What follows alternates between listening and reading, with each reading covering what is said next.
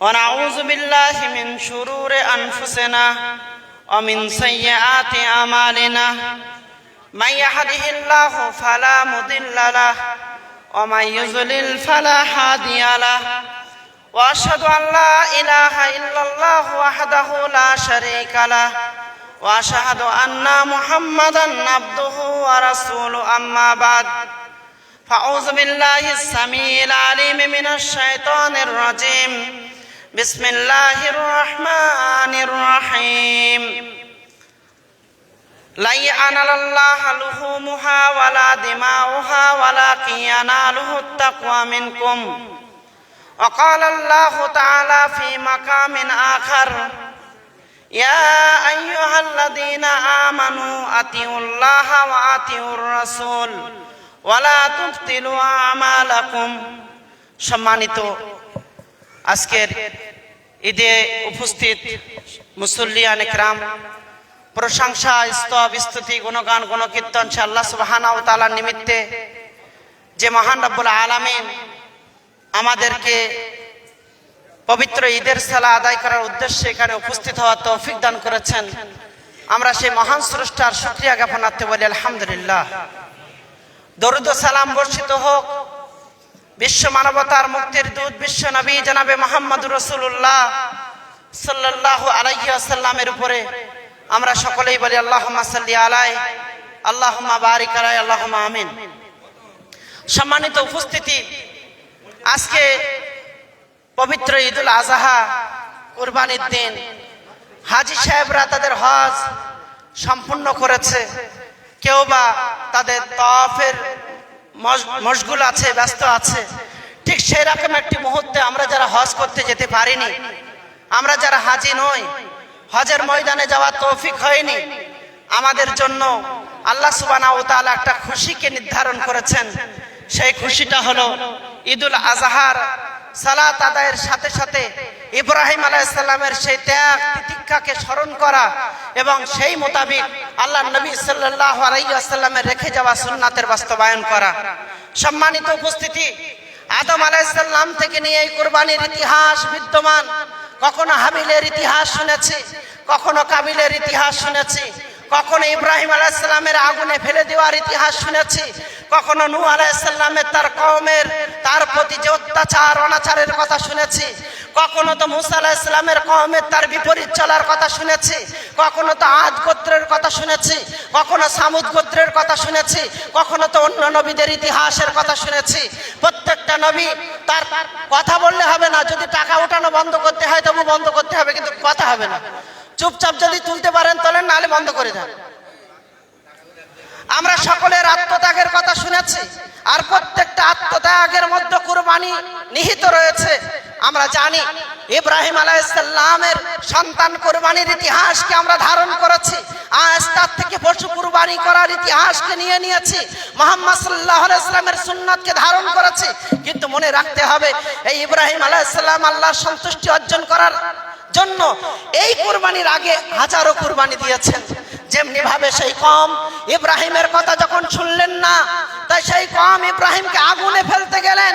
ইব্রাহিম আলাইহিস সালাম একবারও দ্বিধা করেননি। ইব্রাহিম আলাইহিস সালাম আল্লাহর উপরে তাওয়াক্কুলকে একবারের জন্য ভুলে যাননি।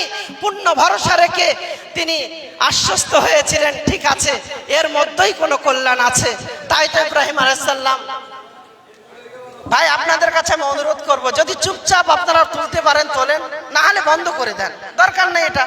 শেষে যাওয়ার সময় ওখানে একটা গামছা রেখে দেন, যাওয়ার সময় 3টে টাকা একসাথে দিয়ে যাবে, যেটা এখানে নিয়ম আছে। তোলার দরকার নেই, ছেড়ে দেন। ওখানে গামছা দিয়ে রাখেন, প্রত্যেকেই যেন দিয়ে যায়, এটা আমি অনুরোধ করছি। গেটে 2 জন দাঁড়িয়ে যান, যাতে করে প্রত্যেকেই সর্বোচ্চটা দিয়ে যেতে পারে। আল্লাহ সুবহানাহু ওয়া তাআলা কবুল করুন, আমিন। সম্মানিত উপস্থিতি, ইব্রাহিম আলাইহিস সালামকে যখন আগুনে ফেলা হচ্ছে, তখন ইব্রাহিম কে আল্লাহ সুবহানাহু ওয়া তাআলা তার পরীক্ষায় সফল হওয়ার পর ঘোষণা দিচ্ছে, ইয়া নারু কুনি বারদাও ওয়া সালামান আলা ইব্রাহিম, হে আগুন তুমি ইব্রাহিমের জন্য ঠান্ডা হয়ে যাও। ইব্রাহিম সেই কুরবানিতে সাকসেস হয়েছিলেন। পরবর্তী আবার আল্লাহর পরীক্ষা, সেই পরীক্ষা কেমন হতে পারে সন্তানকে রেখে আসার কথা বললেন। ইব্রাহিম, এতদিন পরে তোমার একটা সন্তান হয়েছে, ওই সন্তানকে মরুভূমিতে রেখে এসো। ইব্রাহিম তার সন্তানকে রেখে চলে আসছেন। সেখানে নেই কোনো খাদ্য, নেই কোনো পানীয়, নেই কোনো কিছু, না আছে ছায়া। স্ত্রী ইব্রাহিমকে জিজ্ঞাসা করছেন, হে আমার স্বামী, আমাকে রেখে যাচ্ছেন, এখানে কি আল্লাহর নির্দেশনা আছে? শুধুমাত্র উত্তর দিয়ে বললেন, নাম। হ্যাঁ, ব্যাস। সেই স্ত্রীর কতটা তাআক্কুল ছিল, সেই স্ত্রীর কতটা ভরসা ছিল। বললেন, তাহলে আল্লাহ আমাকে আর বরবাদ করবেন না। সম্মানিত উপস্থিতি, সেই বাচ্চা কিছুদিন পরে আবার দেখতে গেলেন, সবে মাত্র সেই কোলে রেখে আসা বাচ্চাটা হাঁটতে শিখেছেন। আল্লাহ সুবহানাহু ওয়া তাআলার আবার পরীক্ষা। আল্লাহ ইব্রাহিমকে বলছে, ইব্রাহিম, তুমি তোমার সন্তানকে কুরবানি করো। সন্তানকে ডেকে বাবা বলছে, ইয়া বুনাইয়া, হে আমার সন্তান, ইন্নী আরা ফিল মানাম, আমি স্বপ্নে দেখেছি, আন্নী আযবাহুকা, আমি তোমাকে কুরবানি করছি, ফানজুর মা যাতারা, তোমার মতামত তুমি ব্যক্ত করো। যোগ্য বাবার যোগ্য সন্তান বাবার প্রতি উত্তরে বলছে, ইয়া আবাতি ফাআল মা তুমার, হে আমার বাবা, আপনার যে নির্দেশনা দেওয়া হয়েছে আপনি অবশ্যই সেটা বাস্তবায়ন করুন। অবশ্যই আপনি আমাকে ধৈর্যশীলদের অন্তর্ভুক্ত পাবেন। সম্মানিত উপস্থিতি, আমরা যদি মুমিন হই, আমরা যদি কালেমা লা ইলাহা ইল্লাল্লাহকে বিশ্বাস করেছি, সময়ে অসময়ে আমাদের উপরে এমন অনেক পরীক্ষা আসবে। সেই পরীক্ষার উত্তরটা আমি ইব্রাহিমের কাছ থেকে নেব, যেমনি ভাবে ইব্রাহিম সেই পরীক্ষার উত্তর বেছে নিয়েছিলেন।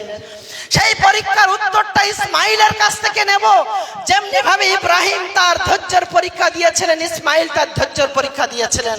আল্লাহ তো আপনার জন্য ঘোষণা করেছেন, ওয়ালা নাবলুওয়ান্নাকুম বিশাইইম মিনাল খাউফ, আমি আল্লাহ তোমাদেরকে পরীক্ষা করব কখনো কখনো ভয় দেখিয়ে, ওয়াল জু, ক্ষুধার্ত দিয়ে, ওয়ানাকসিম মিনাল আমওয়াল, মাল ধন সম্পদ কমিয়ে দিয়ে, ওয়াল আনফুস, প্রিয়জনের মৃত্যু দিয়ে, ওয়াস সামারাত, বাগানের ফল নষ্ট করে দিয়ে, ওয়াবাশশিরিস সাবিরিন, খুশির খবর তাদের জন্য যারা ধৈর্য ধারণ করে।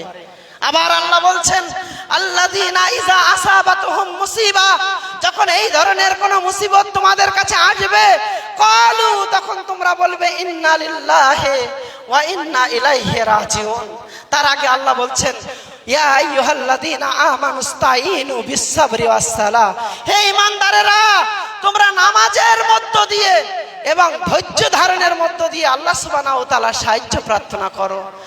আজ এই কঠিন ফিতনার সময়ে, আজ এই কঠিন সময়ে আমি আর ফিতনা একটা একটা করে গুনাতে চাই না, তবে আমি আপনাদেরকে বলছি, হে আমার ভাইয়েরা, এখনো যদি আপনারা ধৈর্যের পরিচয় না দেন, এখনো যদি আপনারা নামাজের মধ্যে আল্লাহ সুবহানাহু ওয়া তাআলাকে পাওয়ার জন্য প্রচেষ্টা না করেন, তাহলে আরো বড় মুসিবতের জন্য আপনারা অপেক্ষা করুন। আরো বড় মুসিবত আপনাদেরকে দেখতে হবে। যুগে যুগের ইতিহাস সেটাই বলছে। সম্মানিত উপস্থিতি, আজকে কি কুরবানি খাওয়ার জন্য কুরবানি? এই কুরবানি নবীর সুন্নাহ। ঠিক আছে, আমি তো অন্যভাবে বলতে চাই, আমার কথাকে আপনি অন্যভাবে নিতে পারেন। আল্লাহ সুবহানাহু ওয়া তাআলা তার নেক বান্দাদেরকে এবার একটু পরীক্ষা করেছেন। আল্লাহ তার নেক বান্দাদের এবার একটু পরীক্ষা করেছেন। সরকার যদি কোনো ঘোষণা দেয়, দেশের আইন মানতে আপনি বাধ্য। দেশের আইনের বিপরীত কাজ করাটা আপনার জন্য বৈধ নয়। কিন্তু মনে রাখতে হবে, শুধু কি কুরবানিটা খাওয়ার জন্য? যদি এ কথা হয়, আমি আপনার জন্য বলতে চাই, চাঁদ উঠেছে, কোন একটা কথা আমাদের গ্রাম্য এলাকায় ছড়িয়ে গিয়েছে, আমি যদি সামর্থ্যবান না হই, আমার জন্য কুরবানি তো নয়। সামর্থ্য থাকার পরেও আবু বকর কুরবানি দেননি, উমর কুরবানি দেননি, অনেক সাহাবীরা কুরবানি দেননি। কিন্তু সামর্থ্য থাকলে কুরবানি দেবেন, না হলে দেবেন না। সামর্থ্য আছে, কুরবানি দেওয়া এটা আপনার জন্য উত্তম ব্যবস্থা হতে পারে। আপনি একটা কুরবানির পশু ক্রয় করেছিলেন, নতুন করে পশু কুরবানি করার ক্ষমতা আপনার নেই, হতে পারে, কিন্তু কেন সেই হওয়াটা অন্যভাবে হতে পারত? বিভিন্ন ফতোয়া জারি করে কুরবানির মাংস খাওয়ার জন্য অন্য পথ অবলম্বন করলেন কেন? আল্লাহ রাসূল সাল্লাল্লাহু আলাইহি সাল্লাম ঈদের নামাজে সালাম ফিরালেন, সালাম ফিরিয়ে দেখলেন দেখলেন কোন পশু জবাই করা আছে, কি হলো ওখানে, কি ব্যাপার ওখানে? সাহাবা কেরামরা বলছেন কুরবানির পশু জবাই হয়েছে। কখন হয়েছে? নামাজের আগে হয়েছে। কেন? সাহাবী উঠে বলছেন, আল্লাহর নবী, আমি শুনেছি কুরবানি করতে হবে, তাই কুরবানি জানোয়ার ক্রয় করেছি। আমি এটাও জানি 10 তারিখে করতে হবে, তাই 10 তারিখে করেছি, কিন্তু আমার জানা ছিল না যে নামাজের আগে করলে হয় না। আল্লাহর নবী বললেন, ওটা কুরবানি হয়নি, ওটা সাধারণ দানে পরিণত হবে। যদি তুমি ওটাকে ভাগ বাটোয়ারা করে দাও, তোমার কুরবানি হবে না, সাধারণ দান হবে। আমি যদি আপনাকে বলি কুরবানির পশুকে খাওয়ার জন্য আপনি বললেন চাঁদ উঠে গিয়েছে, নিয়ত কবুল হয়ে গিয়েছে, এই ফতোয়া আপনাকে কে মানতে বললো? এই ফতোয়া কেন, কেমন ভাবে নিলেন? হতে পারত কুরবানি আমি দিতে পারিনি, এখন পরিস্থিতি নেই, আমি যদি ছেড়ে দিতাম, আল্লাহ আমার মনের খবর ভালো জানেন, আল্লাহ আমার কুরবানিকে কবুল করতেন। খেয়ে নেওয়াটার মধ্যেই কি কুরবানি? ভক্ষণ করার মধ্যেই কি কুরবানি? এই আমাদের ঈমান। ইন জাআকুম ফাসিকুম বিনাবাইন ফাতাবায়ানু, যদি কোনো ফাসিক তোমাদের কাছে কোনো খবর নিয়ে আসে, তোমরা যাচাই বাছাই করো। আজ মুসলমানদের এই করুণ অবস্থা। আমি শুধু চিন্তা করছি আজ কয়েকদিন থেকে দাজ্জাল যেদিন হাতে করে জান্নাত আনবে, সেদিন এদের অবস্থা কি হবে? দাজ্জাল যেদিন হাতে করে জান্নাত এনে বলবে, এই জান্নাত, এই জান্নাত, এই জান্নাত, দাজ্জালকে ক্ষমতা দেওয়া হবে। ওইদিকে যারা প্রকৃত অর্থে ঈমানদার, তারা পানি পাবে না, আর দাজ্জালের হাতে পানি হবে, এসো এসো পানি পান করাবো। পরিস্থিতি পরেও হতে পারত, কিন্তু কেন এই কাজ আমরা করতে যাব? সম্মানিত উপস্থিতি, আমি সমস্ত আইন এগিয়ে যেতে পারে, কই আপনার জন্য তো আরো অনেক কিছু নির্দেশনা এসেছে। কোন নির্দেশনার জন্য তো এত তৎপর হননি, এই নির্দেশনার জন্য এত তৎপর কেন হলেন? আরো নির্দেশনা কি আসেনি? আমি কি এখন একটা একটা করে গুনাতে পারবো? অনেকগুলো নির্দেশনার কথা বলতে পারি, কোন নির্দেশনার জন্য কোনো তৎপরতা নেই, এই যুব সমাজের কোনো তৎপরতা নেই। কিন্তু একটা নির্দেশনা বাস্তবায়নের জন্য কোথায় কানে স্টাম্প মেরে দিয়েছে, আর কোথায় কি চলে এসেছে। তাড়াতাড়ি করে ভাগ বাটোয়ারা করে নে, না হলে আর পেটে যাবে না। পেটে দিয়ে জান্নাত পাওয়া যাবে না, পেটে দিয়ে জান্নাত পাওয়া খুব কঠিন। সাহাবা কেরামরা এখানে পাথর বেঁধেছিলেন, আর আমরা ভরা পেটে জান্নাতে চলে যাবে, তা এতটা সহজ বিষয় নয়। সম্মানিত উপস্থিতি, করজোরে অনুরোধ করছি, যখন ফিতনা আসবে, আজকের দিনে ইব্রাহিমের সুন্নাতের কথা বলতে হতো, অনেক ইতিহাস রয়েছে, সেগুলো বলা যেত, কিন্তু না, আমি শুধু অনুরোধ করে বলছি, অনুরোধ জানিয়ে বলছি যে এই কঠিন সময়ে বেশি বেশি আল্লাহ সুবহানাহু ওয়া তাআলার কাছে আত্মসমর্পণ করুন। মসজিদগুলো আজ খালি কেন? আজকে নামাজের লোক নেই কেন? ঈদের নামাজে এতজন উপস্থিত হয়েছি, আমার জিজ্ঞাসা, ঈদের নামাজের ব্যাপারে কি কিয়ামতের দিন আল্লাহ আমাকে জিজ্ঞাসা করবেন? করবেন না। ফজরের নামাজের ব্যাপারে জিজ্ঞাসিত হতে হবে। ফজরের নামাজ যদি না পড়ি, তাহলে কিয়ামতের দিন সেই কাঠগড়ায় আমাকে উঠতে হবে। ফজরের নামাজ যদি আমি না পড়ি, তাহলে আমি মুসলমান থাকবো না। কিন্তু সেই নামাজের ব্যাপারে কোনো ভ্রুক্ষেপ নেই। একটু পরে বাইক নিয়ে বেরিয়ে যাব, আর হাজার রাস্তা অবলম্বন করব, জোহরের নামাজ নেই, আসরের নামাজ নেই, মাগরিবের নামাজ নেই। কিন্তু এই আয়াতের ব্যাখ্যা কি কেউ করেনি? ইন্না আতাইনাকাল কাউসার ফাসাল্লি লিরাব্বিকা ওয়ানহার। তোমরা আগে নামাজ পড়ো, তোমার প্রভুর নির্দেশ মেনে তারপর কুরবানি করো। আগে নামাজ তারপরে কুরবানি, আগে কুরবানি নয়, আগে নামাজ তারপরে কুরবানি। আল্লাহ বলছেন, ইন্নাস সালাতি ওয়া নুসুকি ওয়া মাহইয়ায়া ওয়া মামাতি লিল্লাহি রাব্বিল আলামিন। একাধিকবার আমি বলেছি।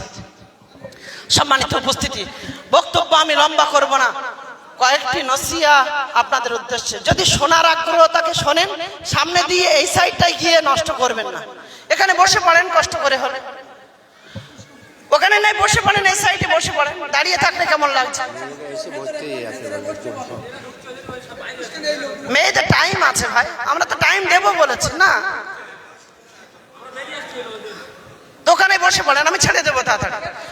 সম্মানিত উপস্থিতি, শেষ পরিস্থিতি আমি বুঝতে পারছি, পরিস্থিতি অনুকূলে নয়, কিন্তু তারপরেও কয়েকটা কথা, আমরা যারা এখানে বসবাস করছি খুব ভালোভাবে শুনবেন এই কথাগুলো। আমরা যে গণতান্ত্রিক ভারতবর্ষে বসবাস করছি, সেই গণতান্ত্রিক ভারতবর্ষে বিভিন্ন ধর্মাবলম্বী মানুষের বাস। বি.আর. আম্বেদকর রচিত সংবিধান, আমরা নিজ নিজ ধর্ম স্বাধীনভাবে পালন করব, এটাই হলো আমাদের ইতিহাস, এটাই হলো আমাদের সংবিধান।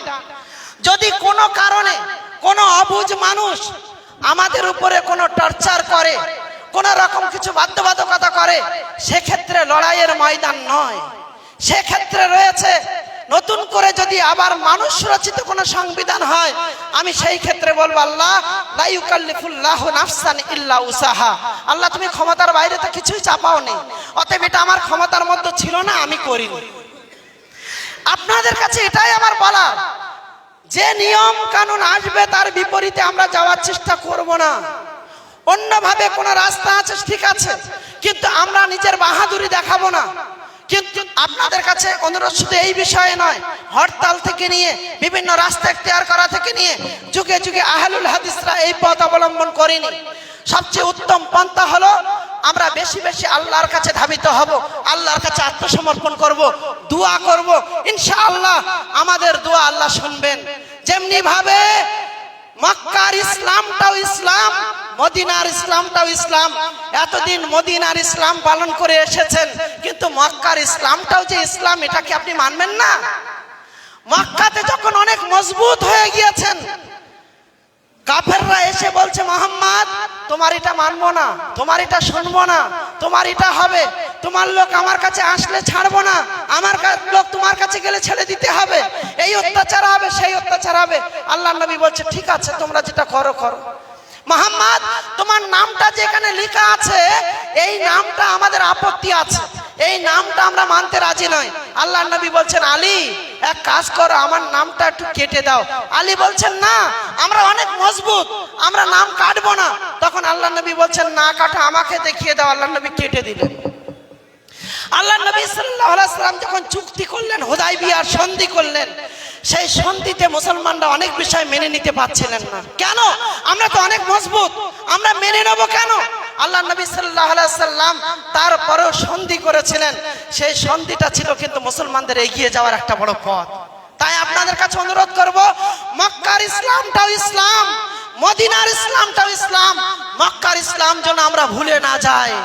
আল্লাহ নবীর তাওয়াক্কুল, আল্লাহ নবীর ভরসা যেমন ছিল আপনাদের ভরসা ওই রকমই হবে। নবী যেদিন মক্কা থেকে কাফেরদের অত্যাচারিত হয়ে ফিরে আসছেন, তখন কোন একটা গুফার মধ্যে আশ্রয় নিয়েছেন।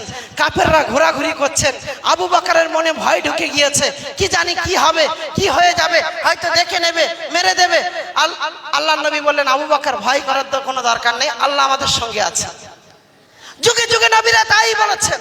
আজকের দিনে কি আমাদের পরিভাষাটা এমন হবে না যে আল্লাহ আমাদের সঙ্গে আছেন? সেই আল্লাহর কাছে কি আমরা আত্মসমর্পণ করতে পারবো না? পারবো। ঠিক এইভাবে আমরা যারা বিভিন্ন ধর্মাবলম্বী মানুষ রয়েছে, ঘোড়া রাসের মানুষের কাছে আমার আবেদন, সারা ভারতবর্ষের দায়িত্ব আমার নয়, সারা পঞ্চায়েতের দায়িত্ব আমার নয়, সারা ব্লকের দায়িত্ব আমার নয়, এই গ্রামটার আমি একজন দায়িত্বশীল হিসাবে বলছি, আমরা মিলেমিশে বসবাস করব। একজন মানুষ হয়ে আর একটা মানুষের সঙ্গে যে আচরণটা প্রয়োজন সেই আচরণটা আমরা করব। একজন প্রতিবেশী হয়ে আর একটা প্রতিবেশীর সঙ্গে যে আচরণটা প্রয়োজন আমরা সেটা করব। আমরা আমাদের আখলাক চরিত্রকে এমনভাবে পেশ করব যাতে করে তারা আমাদের চরিত্র দেখে, আমাদের আখলাক দেখে অনুপ্রাণিত হতে পারে। তাদের দুঃখে তাদের কষ্টে আমরা তাদের পাশে দাঁড়াবো। যদি কেউ আমার পাশে না দাঁড়ায় তা আমি তার সেই আচরণ করব না, বরং আমি নবীর আদর্শ দিয়ে তাকে দেখিয়ে দেব। এই মাটি সম্প্রীতির মাটি, ঘোড়া রাসের মাটি, মাওলানা বাহার আলী সাহেবের মাটি। মাওলানা বাহার আলী উস্তাদজির কথা সকলেই শুনতেন। বিভিন্ন সম্প্রদায়ের মানুষেরাও তার আটুলিতে জব্দ হয়ে মদখোর, জুয়াখোর, বিভিন্ন পন্থা ত্যাগ করে তারা সেখানে এসেছিলেন। আপনাদের কাছে অনুরোধ, আমরা যারা এখন বেশি আছি, আমাদের জমানায় যেন সেই বাহার আলী সাহেবের সম্প্রীতি বজায় থাকে, সেই চেষ্টা আমাদের সকলের করতে হবে। কেউ যদি ভুল পথ অতিক্রম করে, আমি সেই পথে পা দেব না, আমি সেই আগুনে পা দেব না। আমি বরং সহনশীলতার পরিচয় দিয়ে উল্টো করে আমি এমন আচরণ দেখাবো যে আচরণটা মুহাম্মদ রাসূলুল্লাহ দেখিয়েছিলেন সাল্লাল্লাহু আলাইহি ওয়াসাল্লাম। আমরা কারা? আল্লাহর নবীর উম্মাহ। আমরা কারা? মুহাম্মদ সাল্লাল্লাহু আলাইহি ওয়াসাল্লামের আদর্শ মাননেওয়ালা। আমরা কারা? আমরা আল্লাহর কাছে আত্মসমর্পণ করেছি, নবীর কথার কাছে আত্মসমর্পণ করেছি। আমরা সেই আল্লাহর কাছে পেতে চাই। অতএব আমাদের কিছু যাওয়ার নেই, আমাদের আসবে। কারণ আমরা তো জানি আমরা মরার পরে কুকুর হব না, আমরা মরার পরে গরু হব না, আমরা মরার পরে ছাগল হব না, আমরা মরার পরে জান্নাতে যাব। এটাই হলো আমাদের লক্ষ্য। আমাদের বেঁচে আছি আল্লাহ এই জন্য দুনিয়ায় পাঠিয়েছেন যে আমার পরীক্ষা হবে, পরীক্ষায় সাকসেস হয়ে আমাকে জান্নাতে যেতে হবে। আল্লাহর নির্দেশ, ফামান জুহজিহা আনিন নার ওয়া উদখিলাল জান্নাতা ফাকাদ ফাজ। যে ব্যক্তি নিজেকে জাহান্নাম থেকে বাঁচিয়ে নিল, জান্নাতে প্রবেশ করালো, সেই ব্যক্তি সফল। আমরা কি নিজেরা নিজেদেরকে সফল করতে পারবো ইনশাআল্লাহ? ইনশাআল্লাহ। আপনাদের কাছে অনুরোধ, অন্যান্য জায়গায় যেটা হয়, আমি ওর দোকানে খাবো না, আমি ওর দোকানে পড়বো না, আমি ওর সাথে উঠবো না, আমি ওর সাথে বসবো না, এটা যেন ঘোড়ার আশের বুকে না হয়। এই সম্প্রীতি যেন ঘোড়ার আশে অটুট থাকে, আমরা সকলেই মিলেমিশে থাকতে পারি। আমার কষ্টে তারা যেন এগিয়ে আসে, তাদের কষ্টে আমরা যেন এগিয়ে যেতে পারি, এবং এই কথাই মাথায় নিতে পারি আমি একজন মানুষ, আমি একজন মানুষ। আমি অন্য কোনো মানুষকে যদি সহযোগিতা করতে পারি, অন্য কোনো মানুষের পাশে যদি দাঁড়াতে পারি, আল্লাহ সুবহানাহু ওয়া তাআলার কথা অনুযায়ী, মান কাতালা নাফসান বিগাইরি নাফসিন আও ফাসাদিন ফিল আরজ ফাকান্নামা কাতালান নাসা জামিয়া। একজন মানুষ অন্য কোনো মানুষকে যদি সেবার মাধ্যমে তাকে বাঁচিয়ে তোলে, সারা বিশ্বের প্রত্যেকটা মানুষকে বাঁচিয়ে তুলবে। আর একজন মানুষ যদি অন্য কোনো মানুষকে নির্মমভাবে অন্যায়ভাবে হত্যা করে, তাহলে সারা বিশ্বের প্রত্যেকটা মানুষ হত্যার গুনাহ তার নামে লেখা হবে। মৃদু অনুরোধ, আমি পরিস্থিতির উপরে আপনাদের কথা বলছি। আমার মনে হচ্ছে যেন কোন এক সম্প্রীতি এলাকায় নষ্ট করার চক্রান্ত চলছে। ঠিক সেই সময়ে আমরা যদি আমাদের ধৈর্যের পরিচয় না দিই, তাহলে কিন্তু বড় ভুল হয়ে যাবে। আমাদের ধৈর্যের পরিচয় দিতে হবে। আপনি কিভাবে বুঝলেন সম্প্রীতি নষ্ট হচ্ছে? যেটাই ইঙ্গিত, যেটাই ইশারা, ওটাই সম্প্রীতি নষ্ট করার জন্য যথেষ্ট। ঠিক এইরকম একটা সময় আমাদেরকে সচেতন হতে হবে। এলাকার অনেক গাঁজাখোর, অনেক মদখোর সন্ধ্যাবেলা রাত্রে ঘুরে বেড়ায়। আমি অনুরোধ করব, ঈদের ময়দান থেকে আমাদের ইউনিটি তৈরি করতে হবে, মজবুত একটা দল তৈরি করতে হবে। গাঁজাখোরদের উৎখাত করতে হবে, মদখোরদের উৎখাত করতে হবে, রাতের অন্ধকারে বিভিন্ন চোর চুরি করা ব্যক্তিদের উৎখাত করতে হবে। তাদেরকে উত্তম মধ্যম নয়, আইন হাতে তুলে নেওয়া নয়, বরং তাদেরকে ধরে একবার দুবার সাজার আইনের কাছে পৌঁছে দিতে পারলে ইনশাআল্লাহ সমাজ ঠান্ডা হয়ে যাবে। কোনো না কোনো ভাবে হতে পারে একটা সম্প্রীতি অন্য ধার দিয়ে নষ্ট হতে পারে, গাঁজাখোরদের মাধ্যমে কিন্তু সম্প্রীতি নষ্ট হতে পারে। এই সমস্ত কাজগুলো আমাদের হাতে তুলে নিতে হবে। ভালো কাজের জন্য আজ থেকে প্রচেষ্ট হতে হবে। অনেক দিন দেরি আছে, এখনো রমজান। অতএব এর একটা লম্বা টাইম হতে পারে, আর এইভাবে এক জায়গায় হতে পারবো না। জুমার খুতবায় লম্বা করে আর বলা যায় না, কিন্তু এই লম্বা সময়ে পাড়া ভিত্তিক আমাদের সমাজ সেবামূলক বিভিন্ন কাজগুলো করতে হবে, যে কাজে আমরা একে অপরের সঙ্গে মিলেমিশে গরিবের পাশে দাঁড়াতে পারি। আজকে মনে করেন কোরবানি করেছেন, কোরবানির জন্য আল্লাহর নির্দেশ আছে, ফাকুলু মিনহা ওয়া আতিমুল বাইসাল ফাকির। তুমি খাও, তুমি আত্মীয় স্বজনদের খাওয়াও, তোমার গরিব মিসকিনদেরকে খাওয়াও। তো গরিব মিসকিন সর্বদাই আমার সঙ্গে থাকবে। নবী গরিবের সঙ্গে খেয়েছেন, নবী গরিবের পাশে দাঁড়িয়েছেন, নবী গরিবের সঙ্গে কি আচরণ করেছেন, এই হাদিসগুলো আমাদের বেশি বেশি চর্চা করতে হবে, বেশি বেশি পড়তে হবে। আত্মীয়দের সঙ্গে কি আচরণ রয়েছে সেগুলো পড়তে হবে, প্রতিবেশীর সঙ্গে কি আচরণ করার নির্দেশ আছে সেগুলো জানতে হবে। এই সার্বিক বিষয়গুলো আপনাদের কাছে আমার অনুরোধ। আমি আজকের দিনে বক্তব্য দেব মনে করেছিলাম, যখন থেকে ঈদের ময়দানে একত্রিত হতে পারিনি তখন থেকে আমি মনে করে নিয়েছি বিক্ষিপ্তভাবে হয় না, যে কারণে আমার শেষ মনে হয়েছে মানুষদেরকে একটু সতর্ক করার প্রয়োজন। আমরা যদি সতর্ক হতে পারি, আমরা যদি ভালো থাকতে পারি, এই সমাজ ভালো থাকবে, আমরা প্রত্যেকে ভালো থাকবো। আমার বাড়িতে যদি আগুন লাগে, আমার প্রতিবেশীর তাতে হাততালি দেওয়ার কিছু নেই, একটু পরেই কিন্তু প্রতিবেশীর ঘরে আগুন লেগে যেতে পারে। আমার ঘরের আগুন লাগলে অন্য কারোর আনন্দ হবে, এই আনন্দটা অজ্ঞতার পরিচয় ছাড়া কিছুই হতে পারে না। আমার পরিবারে আগুন লাগলে তাড়াতাড়ি করে সে আগুনটা মিটিয়ে দেওয়ার চেষ্টা করতে হবে, সেই আগুনটা নিভিয়ে দেওয়ার চেষ্টা করতে হবে, যাতে করে সেই আগুনের ফোয়ারা হাওয়ায় উঠতে উঠতে এসে আমার বাড়িকে জ্বালিয়ে না দেয়। আর একবার যদি আগুন লেগে যায় সমাজে, সেই আগুন কিন্তু আর দ্বিতীয়বার নিভানো যাবে না। তাই আমরা সকলেই নিজেদের ধৈর্যশীলতার পরিচয় দেব না। কিছুই হয়নি, আমরা এসেছি, এখনো নামাজ পড়তে পারছি, এখনো রোজা করতে পারছি, এখনো সবই করতে পারছি। আমার ইবাদত আমি করতে পারবো না, কোন জালেম তো আমাকে ওইভাবে সরিয়ে দেয়নি যেমনি ভাবে যুগে যুগে আসহাবে কাহাফরা নিজের এলাকা ছেড়ে কোন জঙ্গলে আশ্রয় নিতে হয়েছিল। আমি আব্দুল হামিদ, আজ তো আমাকে এখনো জঙ্গলে আশ্রয় নিতে হয়নি, আজ তো আমাকে কারণ ইবাদত করার জন্য বাধ্য করা হয়নি, তাহলে আমি যখন বাধ্য হইনি তখন আমি ইবাদতের কাছে আসিনি কেন আসেনি? এর জন্য দায়িত্ব আমি। এই মসজিদটা খালি থাকবে তো ফজরের সময় কেউ কিছু ফেলে যেতে পারে। এই মসজিদ যদি আবাদ থাকতো, এই মসজিদে যদি সব সময় কেউ না কেউ থাকতো, তাহলে তো এই মসজিদে কোনো হিংস্র পশু এসে কিছু করতে পারতো না। পারতো? যে মসজিদে কেউ যাবে না, যে মসজিদে আজান হবে না, সেখানে তো সে লুকিয়ে কোনো সম্প্রীতি নষ্ট করার চেষ্টা করতে পারে। অনেক কথা বলার, কিন্তু আর কথা না বাড়িয়ে আমি বক্তব্য এখানে শেষ করছি এবং আল্লাহর কাছে দোয়া করছি যে আমরা যে ভুল করেছি সেই ভুলগুলোকে আল্লাহ তুমি ক্ষমা করো। আমি কিছু দোয়া পড়ছি, আমার সঙ্গে আপনারা সেই দোয়াগুলো একটু পড়বেন, কারণ আজকের দিনে খুব প্রয়োজন এই দোয়াগুলো পড়া। আমার সাথে সাথে দোয়াগুলো পড়বেন, আমি এই দোয়াগুলো পড়ে বক্তব্য শেষ করব। শুধু আমার জন্য নয়, মুসলিম উম্মার প্রত্যেকের জন্য এই দোয়াগুলো হবে। আমরা সেই দোয়াগুলো পড়ি। রব্বানা আতেনা ফিদ দুনিয়া হাসানাতাও ওয়া ফিল আখিরাতে হাসানাতাও ওয়া কিনা আযাবান নার।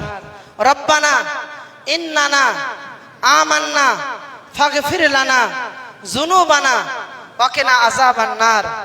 রব্বানা লা তুযিগ কুলুবানা বা'দা ইয হাদাইতানা ওয়া হাব লানা মিন লাদুনকা রাহমাহ ইন্নাকা আনতাল ওয়াহাব। রব্বানা আলাইকা তাওয়াক্কালনা ওয়া ইলাইকা আনাবনা ওয়া ইলাইকাল মাসির। রব্বানা আতেনা মা ওয়া'আদতানা আলা রুসুলিকা ওয়া লা তুখজিনা ইয়াওমাল কিয়ামাতি ইন্নাকা লা তুখলিফুল মিয়াদ। রব্বানা গফির লানা যুনুবানা ওয়া ইসরাফানা ফি আমরিনা ওয়া সাব্বিত আকদামানা ওয়ানসুরনা আলাল কওমিল কাফিরিন। রব্বানা ইন্নাকা মান তুদখিলিন নারা ফাকাদ আকযাইতাহু ওয়া মা লিয-যালিমিনা মিন আনসার। রব্বানা গফিরলি ওয়া লিওয়ালিদাইয়া ওয়া লিল মুমিনিনা ইয়াওমা ইয়াকুমুল হিসাব। রব্বানা আতেনা মিন লাদুনকা রাহমাতাও ওয়া হাইয়্যি লানা মিন আমরিনা রাশাদা। রব্বানা লা তাজআলনা ফিতনাতাল লিল্লাযিনা কাফারু ওয়াগফির লানা রব্বানা ইন্নাকা আনতাল আজিজুল হাকিম। রব্বানা আতেনা ফিদ দুনিয়া হাসানাতাও ওয়া ফিল আখিরাতি হাসানাতাও ওয়া কিনা আযাবান নার। আল্লাহুম্মা ইন্নী আউযু বিকা মিন আযাবি জাহান্নাম ওয়া আউযু বিকা মিন আযাবিল কবর ওয়া আউযু বিকা মিন ফিতনাতিল মাসীহিদ দাজ্জাল। আল্লাহুম্মা ইন্নী আউযু বিকা মিনাল হাম্মি ওয়াল হুজনি ওয়া আউযু বিকা মিনাল আজজি ওয়াল কাসরি ওয়া আউযু বিকা মিনাল জুবনি ওয়াল বুখলি ওয়া আউযু বিকা মিন গালাবাতিদ দ্বীন ওয়া কাহরির রিজাল। আল্লাহুম্মা ইন্না নাউযু বিকা মিনাল বারাসি ওয়াল জুনুনি ওয়াল জুযামি ওয়া মিন সাইয়্যিল আসকাম। আল্লাহুম্মা ইয়া মুকাল্লিবাল কুলুব সাব্বিত কলবি আলা দীনিক। আল্লাহুম্মা ইয়া মুকাল্লিবাল কুলুব সাব্বিত কলবি আলা দীনিক। হে আল্লাহ, হে অন্তরের পরিবর্তনকারী, আমাদেরকে তোমার দ্বীনের উপরে অটল রাখো। আল্লাহ, হে অন্তরের পরিবর্তনকারী, আমাদেরকে তোমার দ্বীনের উপরে অটল রাখো। আল্লাহুম্মা ইয়া মুকাল্লিবাল কুলুব, আল্লাহুম্মা ইয়া মুকাল্লিবাল কুলুব, আল্লাহুম্মা ইয়া মুকাল্লিবাল কুলুব সাব্বিত কলবি আলা দীনিক, সাব্বিত কলবি আলা দীনিক, সাব্বিত কলবি আলা দীনিক। আল্লাহুম্মা ইন্নাকা আফুবুন কারীমুন তুহিব্বুল আফওয়া ফাফু আন্নি। আল্লাহুম্মা ইন্নাকা আফুবুন তুহিব্বুল কারীমুন আফওয়া ফাফু আন্নি। আল্লাহুম্মা ইন্না নাজআলুকা ফি নুহুরিহিম ওয়া নাউযু বিকা মিন শুরুরিহিম। আল্লাহুম্মা ইন্না নাজআলুকা ফি নুহুরিহিম ওয়া নাউযু বিকা মিন শুরুরিহিম। হে আল্লাহ, তুমি আমাদের দোয়াগুলোকে কবুল করো। এই ঈদের ময়দানে জানি না আর আমরা একত্রিত হতে পারবো কিনা, তোমার কাছে আজকের এই উপস্থিতিকে গনিমত হিসাবে কবুল করে নাও। আমাদের ইমানের উপরে আল্লাহ তুমি অটল রাখো। হে আল্লাহ, আমাদের উপরে সেই বিষয়গুলো নির্বাচন করবে না যেগুলো আমরা সহ্য করতে পারবো না, যেগুলো আমাদের পক্ষে মেনে নেওয়া কঠিন হবে। আল্লাহ, সেই রকম কিছু আমাদের উপরে চাপিয়ে দিও না। আমাদের উপরে অতটাই চাপিয়ে দাও যতটা আমরা বহন করতে পারবো। আল্লাহ, তুমি বলেছো যে আমি কোনো মানুষের উপরে তার বহনের করার বেশি আমি চাপাই না। আমরা এর উপরে ভরসা করে তোমার কাছে ফরিয়াদ করছি। আল্লাহ, আমাদের ক্ষমতা অনুযায়ী আমাদের উপরে চাপিয়ে দাও যতটা আমরা নিতে পারি, এবং আমাদেরকে আল্লাহ তুমি কবুল করো। আমিন। হে আল্লাহ, আজকের দিনে যে ফিতনাগুলোর মধ্যে আমরা পড়ে রয়েছে সেই ফিতনা থেকে তুমি আমাদেরকে হেফাজত দান করো। আমিন। হে আল্লাহ, আমাদের সকলকে ভাই ভাই হয়ে, যেমন ইটের সঙ্গে ইট মিলিয়ে একটা মজবুত দিয়ার হয়, আমরা যেন প্রত্যেকটা মুসলমান ভাই ভাই হয়ে মিলে ঝুলে থাকতে পারি। আল্লাহ তৌফিক দান করো। আমিন। ঈমানের বন্ধনের জন্য আমরা বন্ধিত হতে পারি। আল্লাহ তৌফিক দান করো। আমিন। আল্লাহ, তুমি আমাদেরকে বিক্ষিপ্ত করে দিও না, আমাদের পা জমিন থেকে সরিয়ে দিও না। আমরা যেন আমাদের ইমানের উপরে মজবুত পাকে জমিয়ে রাখতে পারি। আল্লাহ তৌফিক দান করো। আমিন। ইমাম সাহেবরা আমাদের মৃত্যুর পরে দোয়া করেন যে আমরা যেন আমাদের প্রশ্ন উত্তরে অটল থাকতে পারি। আজ আমরা ঐক্যবদ্ধভাবে তোমার কাছে ফরিয়াদ করছি। আল্লাহ, দুনিয়ার জীবনে ইমানের হালাতে এই জমিনের জন্য নিজের কদমকে জমিয়ে রাখতে পারি। আল্লাহ তৌফিক দান করো। আমিন। আল্লাহ, আমাদেরকে আবেগী করো না, আমাদেরকে বিবেক দিয়ে ভাবনা চিন্তা করে দিনকে মানার তৌফিক দান করো। আমিন। এই দোয়ার মধ্যে আরো একটা নসিহত আপনাদের করছি, আবেগ দিয়ে কিছু করবেন না, বিবেক দিয়ে কিছু ভাবুন। শরিয়াতের কোন মাসলাতে যদি আপনার উপরে বাধ্যবাধকতা হয় তাহলে মনে করবেন এ ব্যাপারে কিয়ামতের দিন জিজ্ঞাসিত হতে হবে না। নিজের মসজিদে নামাজ পড়েন না, আর ইট বয়ে নিয়ে কোন জায়গায় মসজিদ তৈরি করবেন, এটা আপনার বিবেক নয়, এটা আপনার আবেগ। এই আবেগ দিয়ে কোনোদিন জান্নাত পাওয়া যায় না। নিজের এক মিনিট একটু ক্ষমতা হয় না যে হাত তুলে আল্লাহর কাছে চায়, রাত্রে ওযু করে সেজদা করে আল্লাহর কাছে চায়, আর কোথায় আখেরি মুনাজাত হয় তাই খুঁজে বেড়ান। এটা আবেগ নয়, এটা আবেগ, এটা বিবেক নয়। তাই অনুরোধ করি এই কাজগুলো আপনারা করবেন না। আল্লাহ, তুমি আমাদেরকে সঠিক বুঝে দিনের উপরে অটল থাকার তৌফিক দান করো। আমিন। আল্লাহ, আমাদের মধ্যে যারা অসুস্থ, আল্লাহ তুমি তাদেরকে সুস্থতা দান করো। আমিন। আমাদের মধ্যে যারা অতীত হয়ে গিয়েছেন, গত ঈদে কতজন আমাদের মধ্যে ছিলেন, আজকে তারা নেই, আল্লাহ তাদের ভুল ত্রুটিকে ক্ষমা করে তাদেরকে ইল্লিনে জায়গা দান করো। আমিন। আমরা যেন আগামী ঈদ পর্যন্ত বেঁচে থাকতে পারি এবং ঈমানের হালাতে বেঁচে থাকতে পারি। আল্লাহ তৌফিক দান করো। আমিন। ফিতনার মধ্যে আল্লাহ তুমি আমাদেরকে নিমজ্জিত করো না, ফিতনা থেকে আল্লাহ তুমি আমাদেরকে বাঁচিয়ে নাও। আমিন। আমাদের প্রত্যেকের কুরবানিকে আল্লাহ তুমি কবুল করে নাও। আমিন। আমরা যে যতটুকু করতে পারছি আমাদের সেই সামান্য কুরবানিকে আল্লাহ তুমি কবুল করে নাও। আমিন। যারা কুরবানি করতে পারছি না আমাদের মনের নিয়তকে আল্লাহ তুমি কবুল করে নাও। আমিন। আল্লাহ, তুমি আমাদের মনের খবর জানো, আমাদের অন্তরের খবর জানো। আল্লাহ, তুমি আমাদের প্রত্যেককে কবুল করো। আমিন। রব্বানা তাকাব্বাল মিন্না ইন্নাকা আনতাস সামিউল আলিম ওয়া তুব আলাইনা ইন্নাকা আনতাত তাওয়াবুর রহিম। সুবহানা রাব্বিকা রাব্বিল ইজ্জাতি আম্মা ইয়াসিফুন। আসসালামু আলাল মুরসালিন। আলহামদুলিল্লাহি রাব্বিল আলামিন।